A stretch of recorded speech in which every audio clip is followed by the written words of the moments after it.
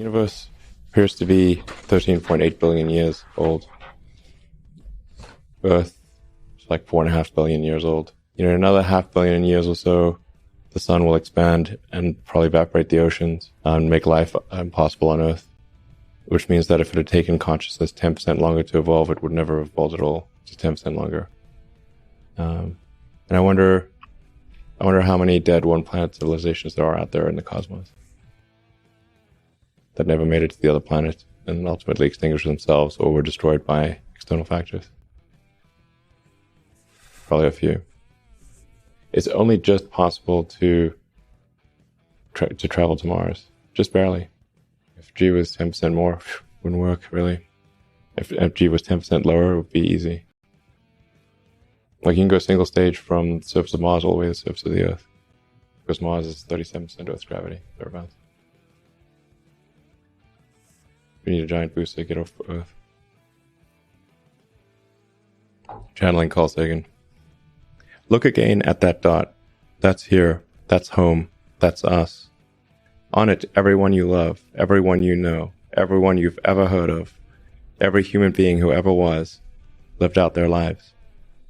The aggregate of our joy and suffering, thousands of confident religions, ideologies, and economic doctrines. Every hunter and forager, every hero and coward, every creator and destroyer of civilization. Every king and peasant, every young couple in love, every mother and father, hopeful child, inventor, and explorer. Every teacher of morals, every corrupt politician, every superstar, every supreme leader, every saint and sinner in the history of our species lived there, on a mote of dust suspended in a sunbeam. Our planet is a lonely speck in the great enveloping cosmic dark. In our obscurity, in all this vastness, there is no hint that help will come from elsewhere to save us from ourselves. The Earth is the only world known so far to harbor life. There is nowhere else, at least in the near future, to which our species could migrate. This is not true. This is false. Mars.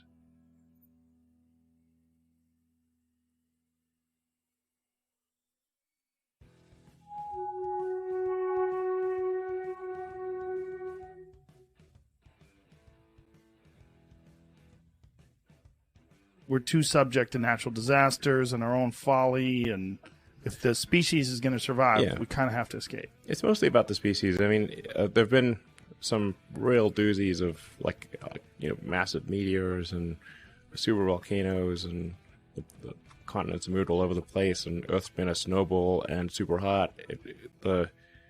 If you read like the geological history of Earth, it's like very long and complicated.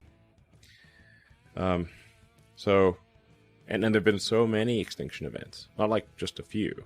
I mean, the Permian extinction event, that was a real rough one, where it's like well over 90% of all species died out. You got to have all the things necessary to sustain civilization on Mars.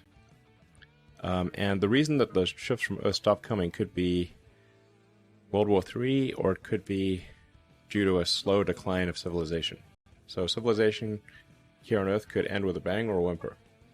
Or natural disasters. So like what killed the dinosaurs? Well, It wasn't just one thing, Right. It was like a whole bunch of things happened in a row, and while they could have taken any one of those things, they had like 3 things happen, and no dinosaurs. On a galactic timescale, even with sublight travel, you could absolutely colonize the whole galaxy, even some of the neighboring galaxies.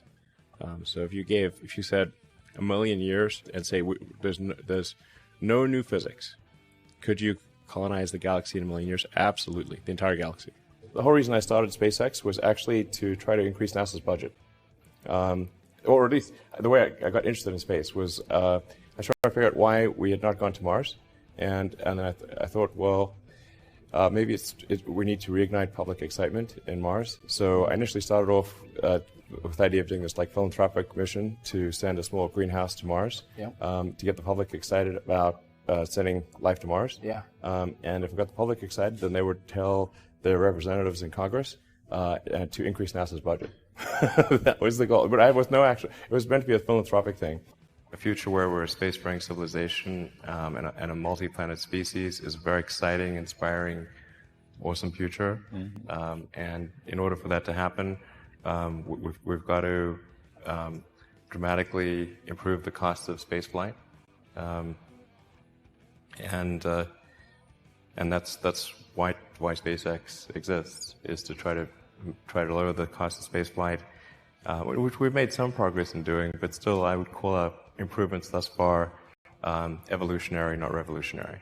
But with a lot of continued work, I think there's the potential for order of magnitude or greater improvements. Reusability being key to all of that, of course.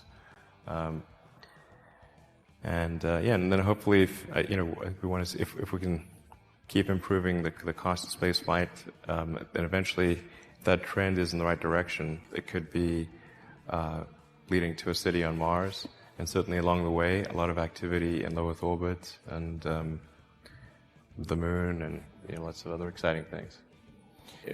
I don't really like risk for risk's sake or anything. And I do think that a lot of things are very risky with a low chance of success. But if you want to try to come up with an innovative breakthrough, that's going to be how it is. Anything which is significantly innovative is going to come with a significant risk of failure. But if you've got to take big chances in order for the potential for a big positive outcome. If the outcome is exciting enough, then taking a big risk is worthwhile. Yeah. It's really how I approach it. But then once executing down a path, I actually do my absolute best to reduce risk. Because.